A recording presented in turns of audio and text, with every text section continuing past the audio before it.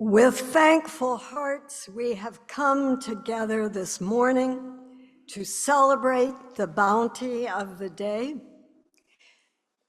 to bask in the warmth of this community, to share with friends the tides of our lives, to entertain perennially our hopes for a better future, to resist injustice and inequality wherever they may be found, to commit to compassion, to kindness, to justness, to wholeheartedness. It is good to be together with you this morning. These opening words adapted in part from Allison Wohler. The soul singers are going to lead us in a favorite, and they're going to come forward, lots of them today. And Elaine, do you want the congregation to stand and breathe? No? All right.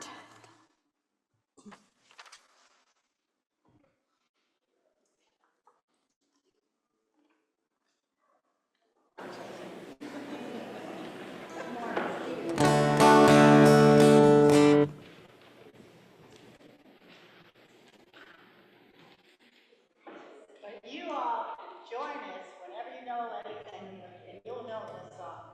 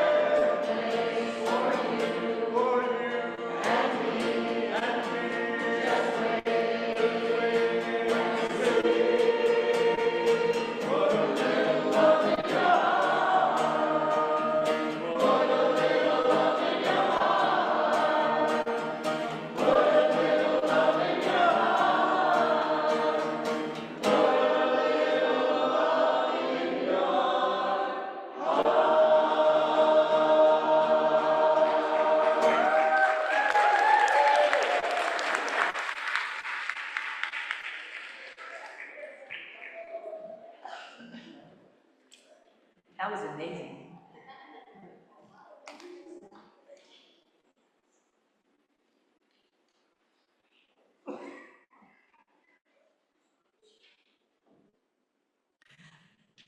Please stand for our chalice lighting and doxology.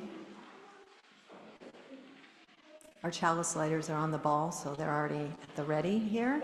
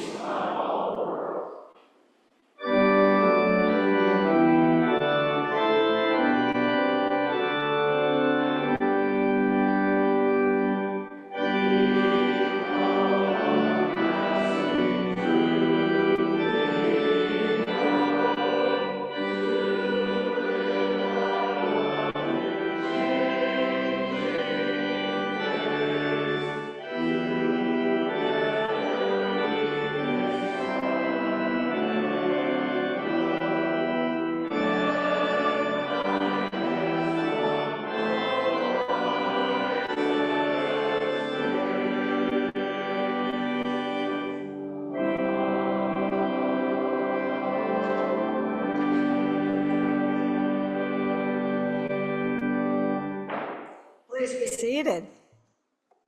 Good morning and welcome. What a joy to see all of you here this morning. I'm the Reverend Susan Milner. My pronouns are she, her, and hers, and it is my honor and my deep pleasure to serve as interim minister to this congregation. We gratefully acknowledge the Patuxet Wampanoag people on whose ancestral lands we gather today, and we commit to support and honor their history and culture. We welcome all of you, members and friends, newcomers, visitors, people who haven't been here maybe in a long time, or people who come every week. And also, of course, those of you joining us online, we are glad you can be part of this community, even if from a distance. Whoever you are, wherever you are on your spiritual journey, whatever your age or your beliefs, for this 1 hour, we want you to feel very much like this congregation can belong to you and you belong to it. Everyone after the service is invited to the hall, which is through this door, through the parlor and down there. It's usually for coffee hour, but today it's for a lunch provided by your stewardship team. And it's always a lovely time together. Anything about that? No? No. Everybody's invited. Please don't hesitate to come. Again, we're just so glad that you are here today, and so glad that you find First Parish Church a place worthy to spend a Sunday morning. Now then, Missy Shortman, our fabulous Director of Religious Education, and our children have something to share with us about our UU values. And Missy, see if you can get this microphone on, because I know you're going to need it. I hope we're not battery dead there.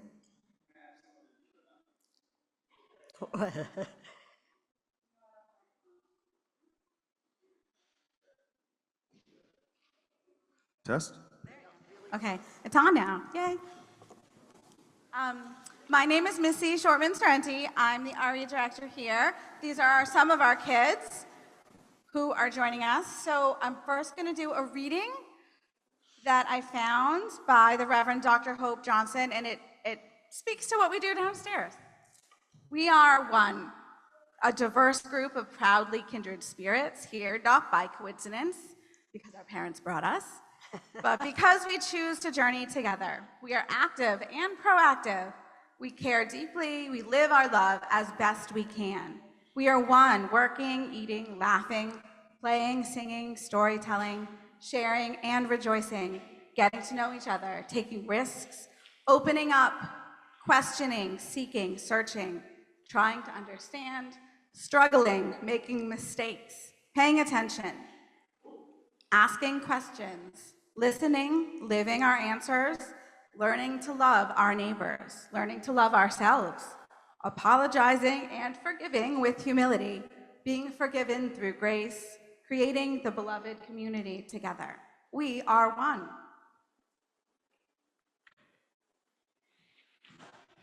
At the General Assembly in June of 24 last year, UU replaced the 7 principles with language describing Unitarian Universalism through these shared values.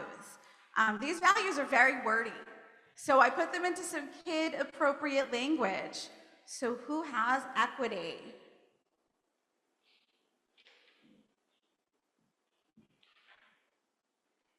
We believe everyone is worthy and deserve to be treated with kindness, love, and respect.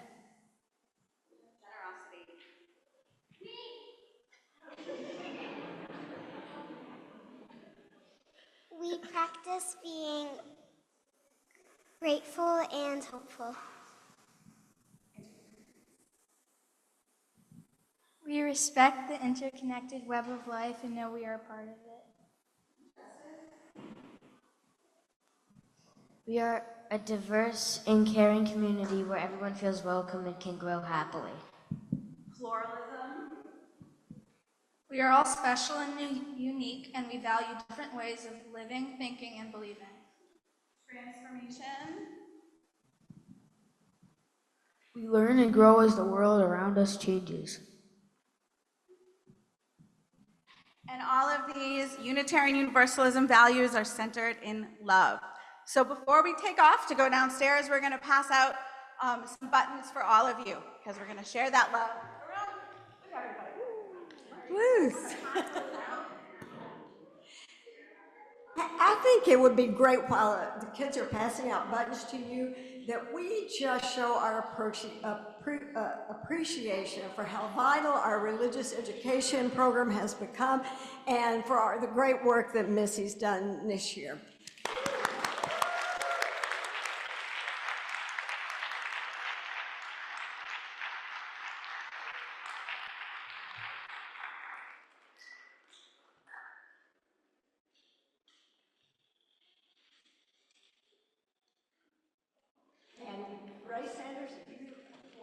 Begin to make your way up here.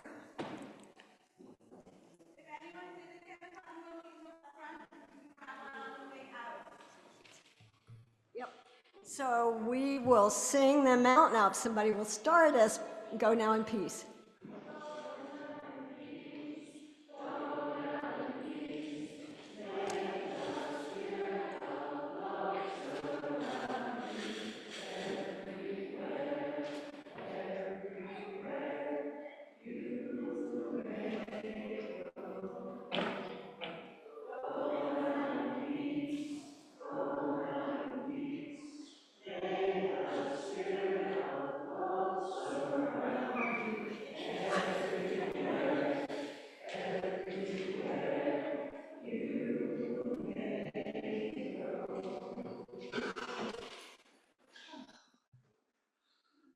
My favorite part of the service. Just kidding, I love my children. Okay, hi. Welcome to Stewardship Sunday. My name is Ray Sanders. I've been attending First Parish Church since September 2022 with my two children, Lily and Arlo. I'm proud to be up here this morning on behalf of the Stewardship Committee. The Stewardship Committee is made up of myself, Tracy Wagner, David Murphy, and Rob Robeson. I think the only one still in the audience is Rob. So Rob, why don't you stand up? We all clap. David's getting our food. A lot goes into organizing the annual pledge drive. I can't say I really knew what I was signing up for last spring when I agreed to be on this committee, and I think they were counting on that. But the gratitude I have for First Parish and what it has meant to me and my family really forced my hand when it came to stepping up and helping out.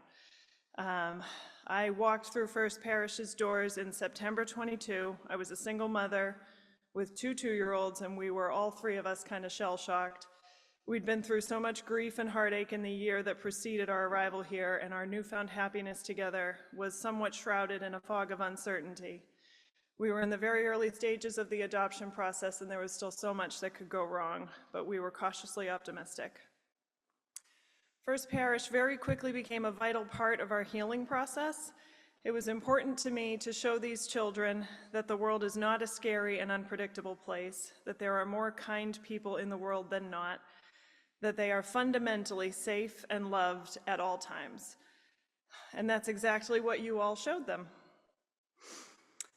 We received understanding, love, and support from everyone here, and if you attended coffee hour last week, you saw what 2.5 years of that understanding, love, and support can do when Arlo went up and spontaneously hugged every single person in that room and in the kitchen, and even some unsuspecting stragglers who were waiting for the bathroom.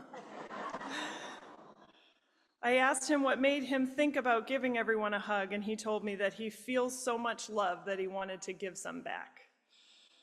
So giving back is exactly why I'm up here today. It's why I pledge and why I ask everyone who can to consider pledging as well, so that this congregation is still here and thriving for the next overwhelmed single mother, or the next kid who needs to know there are safe places in the world, for the next family in turmoil, for the next parent whose children have left the nest, the next grieving daughter, son, sister, or brother, the next widower, the next person in need of love, understanding, and support. We're starting off strong with 56,000 raised so far, and if we were trying to meet last year's goal, that's about a third of the way there. This year, we're hoping to exceed that by 3%, so please consider how you can help us get there and join us in the Assembly Hall after the service for lunch from Mamma Mia's. Thanks.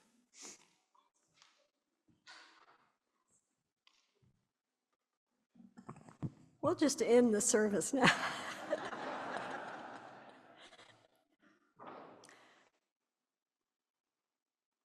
Our whole service, in a way, today is about giving, I guess.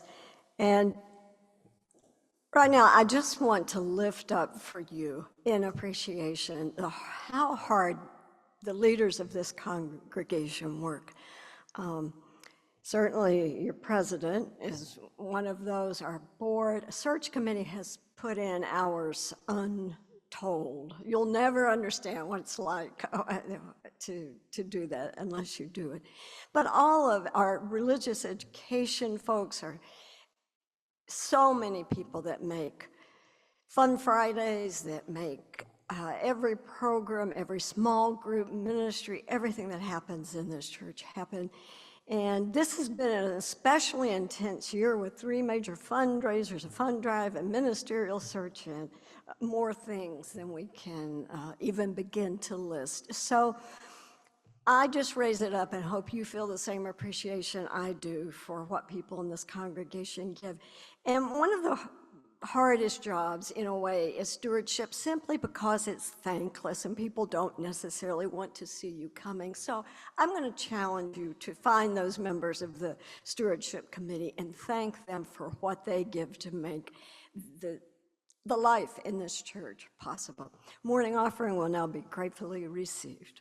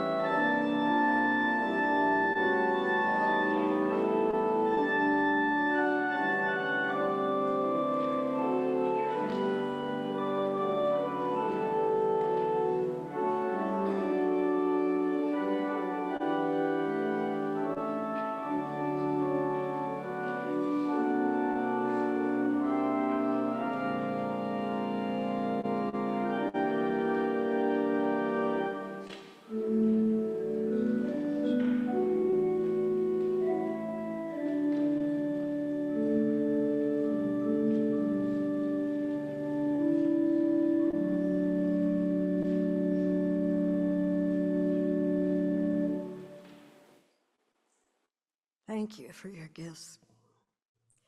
Let me invite you into a spirit of prayer, attention, intention, and silent meditation. Spirit of life and love, which draws us together into a web of holy relationships. Make your presence known with us and in us and among us. Remind us that we are not alone in history. Ignite us with the courage of the living tradition. Remind us that we are not alone in entering the future. Anchor us with patience and perseverance. Remind us that we are not alone in our times of grief and pain. Comfort us with your Spirit, manifest in human hands and voices. Remind us that we are not alone in joy and wonder. Inspire us to honor and extend the beauty we find in this world.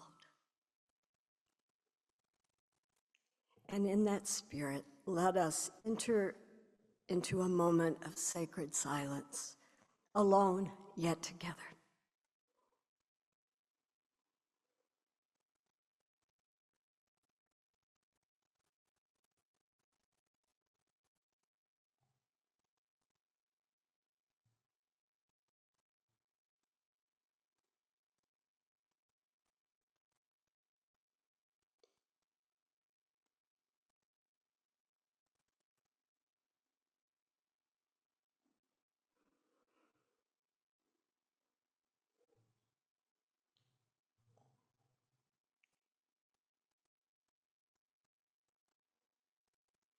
May our hopes and dreams take flight on the wings of love. Amen. Blessed be. Today's prayer adapted from Lynn Cox.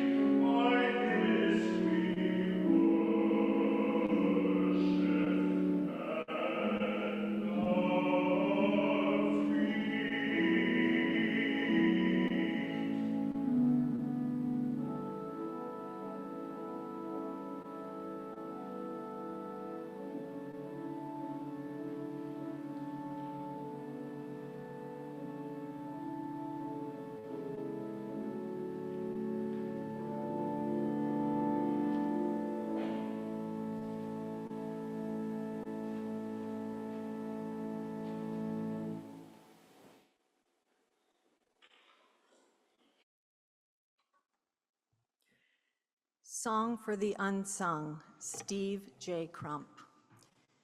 You make the coffee, set up the tables, and organizing the cleaning crew when the rest of us have gone home. You know where the brooms and the supplies are kept. You run to the store in the nick of time. You find great stuff to sell at a fundraiser. You remember to use I language. You speak passionately with a clear voice and listen with open-mindedness. You consider your tone when you speak. You say you want to be part of the solution, part of the healing, by hanging in there. You come up with new ideas. You gracefully accept the group, choosing someone else's idea. You step up to make the extra contribution. You make welcoming room for others. You acknowledge children and are happy to be around them. You hold a child, hold a confidence, and hold a hand. You go the extra mile, contribute the extra dollar, and give the benefit of the doubt. You know that church life is all about relationships. And because you know this, your spiritual discipline of forgiveness is always at hand. You, with your presence alone, offer a holy companionship. You accompany others in their dark night of the soul. You do what you do because you can. You often wish you could do more. You labor not for praise or for a song, but for the good in doing the work. But we sing this song of praise for you, the unsung in our church, and our hearts are glad in the singing because we know the many things you do, and we appreciate you very much.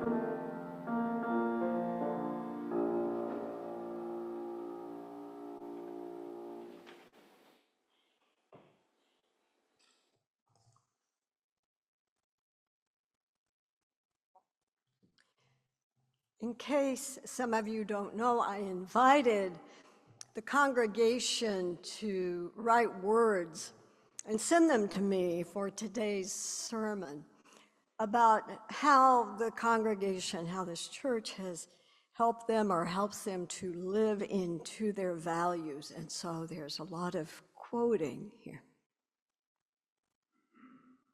And if I couldn't use absolutely all of them, and I edited some of them for time's sake, so just know that. Imagine this, a tree that could be 1 million years old, one of the oldest known living organisms on the planet, a tree that weighs 13 million pounds, a tree so legendary that the U.S. Postal Service created a stamp honoring it as one of the wonders of America.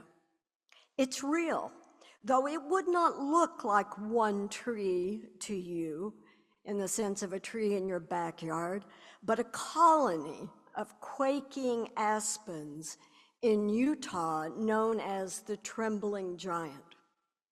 The aspens, each of which does look like an individual tree, are connected underground by one enormous root system. And that root system too has a name, pando, which means I spread in Latin. The most moving thing about the giant isn't its size or even its age, but its resilience. During its long life, fires have beaten back its competitors. Climate shifts at times have improved growth conditions. And when the aspen trees themselves have burned, pando, that root system, has survived underground and sent up new stems. In other words, it has adapted to its environment by drawing on its core identity and resources. The most enduring congregations are like that. Their life takes shape generation after generation, responding to the changing world with an underlying core of values and spirit. The unsung people who set up the coffee, as today's reading says, who hold a child, who come up with new ideas, they transform the legacy into something new, adapted to the new world, so that together, they become something other and greater than each can ever be alone. What is the pando of First Parish Church? It's ironic that those early pilgrims who immigrated first to Plymouth from Europe and England, and some then to Duxbury, called themselves separatists. And yes, they separated from the mother church, but in a colony that was struggling for physical and at times surely spiritual survival, they lived as separatists very much together. Each generation, whether it faced a revolution that would create a nation, civil war that threatened to tear it apart, or flights of knowledge and thought and daring and justice, whatever they faced, they relied on that root system of values and connection and identity. And of course, one thing people value about this community is what people value in any caring community: personal kindness and help. The need that we have for each other through illnesses and loss and grief, or to celebrate the passages of life. Those are not limited to any one historical era. Listen to these experiences from our congregation. After a hip replacement, Michael Gardner transported me to appointments to Chestnut Hill to see my surgeon, and Lynn Marples drove me to a local doctor. Nancy Dobbins and Mary Flanagan brought me wonderful homemade soup. Heidi Connor Grocery Shop Plus picked me up for Christmas Eve services. Those words by Sally. And this, I took on the responsibility of caring for my elderly parents until they passed away. During the caretaking years, I got a call from Michael Gardner for the caring committee asking if I needed help. And after a good cry, I confessed that I did need support. And Michael was on my doorstep the next day, giving me a break from caretaking. Michael and Sherry were always there for me. I lived a much better quality life because of their help. I wasn't alone. Mary. And here's the thing. It's not only that we need to receive help, we need to give it, don't we? Living into compassion is the way that we make it part of the moral DNA that we pass on to others, to future citizens, to future family members, to future congregations. You can see it in the way people's values are nourished by reaching beyond First Parish to the larger world. Michael Gardner says he's inspired by the service people give. And many of you mentioned projects like the Box Project. As Laura Dougherty says, the church helps her live her values by making me more aware of the needs of others and by making it a little easier to commit to change. That's so important, making it easier to change. Carrie Meyer appreciates First Parish because of its generosity, for instance, in supporting scholarships for Indigenous youth. And we should thank you because we just raised $5,000 for next year's scholarships.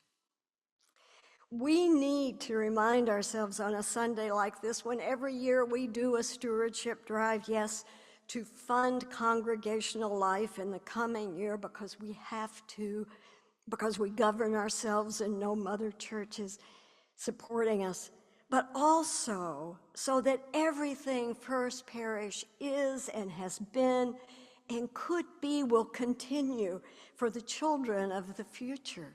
Our children, so important. You heard Ray's lovely words earlier. And how about these? The OWL program was particularly important because it gave our kids a sexual education that we were incapable of providing ourselves and that they were never going to get in the public schools. Jim. Jean speaks of bringing her children to church school. I was clear from the outset, if they never set foot in any church after that, I didn't care. But they had to complete their education at First Parish. I wanted them to know about sexuality and to rejoice in whatever sexual orientation they developed. I wanted them to grow into their own souls and to honor the dignity and worth of all people and our connection with all living things. The part I would share with this year's effort is one of the most important. I wanted our sons to experience safe and fine adults who would be models for them. People at First Parish did that for our sons. Brittany writes, First Parish has helped me teach my son about the importance of having an open mind and an open heart. It's provided a place for us where we can feel safe, seen, heard, and not judged. A place to feel safe, seen, heard, and not judged. Oh, as you know, we live in uncertain times. Stewardship made that part of their theme for the year. Unsafe times, cruel times, and one of the most important values that we can nurture in ourselves and in our children and in each other is radical acceptance, acceptance beyond the boundaries that are drawn by a fearful and judging society. These folks say it. Duxbury UU is the one best place we can go to find a safe harbor full of love, acceptance, hope, friendship, laughter, and action. I don't know any other place I go where I feel completely safe and accepted and embraced. I can't wait to go to church every Sunday. Thank you, Lois. I value a community that's inclusive, accepting a wide range of beliefs and backgrounds. FPC has become my family away from my family. Caroline. I feel strongly about being a visible and active LGBTQIA+ ally. The fact that the church provides space for activities like PFLAG and Shagley meetings is a very important aspect of First Parish in the community, and that helps me live my values. Jim. FPC has provided a platform for me to participate in social justice work, feeding the homeless and providing basic food needs for low-income families, support families with LGBTQ family members. Cindy. Being part of a group that shares a strong sense of social justice and a commitment to stand up for all people is powerful. It makes it seem possible to do something meaningful in this moment. Heidi. Throughout the past 2 decades, First Parish Church has offered multiple opportunities to hear from transgender individuals as preachers, as speakers at fishermen's services, as panelists at educational forums, and as musicians. Learning of their experiences, challenges, and hopes has been invaluable in evolving my understanding of respect for what it means to be transgender. Thank you, First Parish, for helping me live my value of affirming the worth and dignity of all people. Mary. An anonymous person also cites living that value of recognizing people's worth and dignity as one of the 2 most important principles. First Parish Church provides me the opportunity to stretch the boundaries of how I live my values. Not long ago, I stood outside in the cold, holding a sign, shouting slogans for the first time in my life. And that felt good, really good. And the primary reason I participated, besides the obvious, was the encouragement and support from others at First Parish who organized, made participating accessible and safe. Maybe I'm ready now for some more risk. Ted. My friends, we are called by our heritage, our Unitarian and our Universalist heritage, to be the unsung who radically accept all who come here or whom we meet in the world, to stand up for them, to speak for them, to know we are them and they are us. And in the words of the reading, it's not just our heritage. We can be glad in the singing. We can be joyous in accepting and respecting because it makes our lives better. Marcy Jackson writes, to commune with so many people who share the same values, joys, and concerns, and who each brings their own unique story and talents to our community is a beautiful experience. It feels like I have found another family. Having moved to Duxbury in 2021 during COVID, knowing no one, this has become an anchor and a sanctuary. I love all those words. I love them because they remind me that practicing compassion and acceptance is the way we realize our fullest humanity. We're given one chance, as far as I know, one chance to live in this astonishing, beautiful world with each other. To live wholeheartedly with hearts that are scarred and broken, but also healed by one another, is to embrace that gift. Who would not want to spend our one time around that way?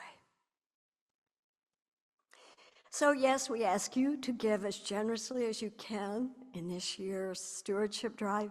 We ask you to give wholeheartedly, with confidence in the values of this faith, so that everything we do and seek will be nourished by the pando of this congregation. I hope you can do it with joy, knowing that each member here, each one of you helps to shape this colony of unsung lovers of life. Whatever you bring here, it matters. It really does. It matters. Elaine Stefanski put it perfectly. For the past 50 years, First Parish Church has given me a beautiful creative outlet to unite musically with lovely people of all ages. I am so grateful to have been given permission to do this in my own way. I agree with Father Andrew Greeley, who said, "My songs will pass and be forgotten. What counts, however, is that I sang them." Living into our Unitarian Universalist values is the best kind of privilege, made a privilege by its meaning and open to one and all to be part of. If our songs pass, what counts is that we sang them. Thank you all so much.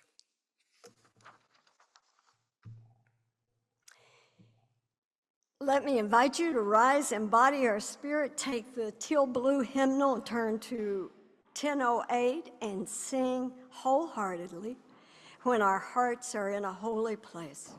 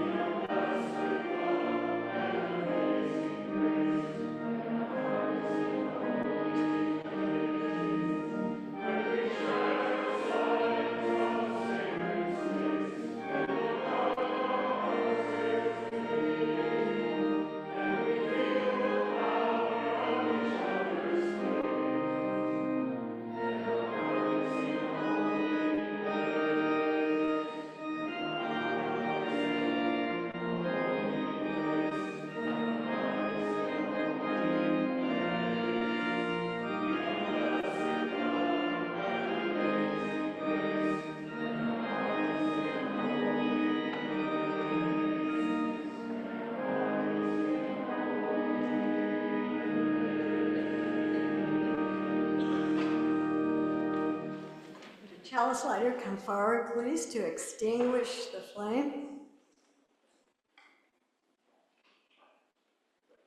And I invite you to join me in the words for extinguishing the flame. They are printed in your order of service. We extinguish this flame, but not the light of truth, the warmth of community, or the fire of commitment. These we carry in our hearts until we are together again. Be kind, be brave, be just, be merciful, be hopeful. This is how we keep the chalice flame burning until we are together to light it anew. Words by Adam Slade.